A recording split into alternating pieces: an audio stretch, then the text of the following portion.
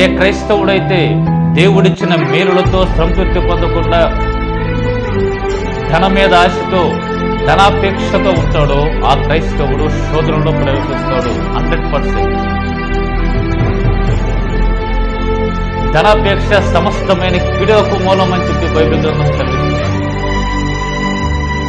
ఈ విధంగా క్రైస్తవులు ధనాపేక్ష కలిగి ఉండి, లోకాశలు కలిగి ఉండి, వ్యభిచారం మీద ఆశతో కలిగి ఉండి, నానా విధములైన పాపాల మీద ఆశతో కలిగి ఉంటే విశ్వాసం నుండి తొలగిపోయే ప్రమాదం ఉన్నది. My dear brothers, my dear sisters, be careful.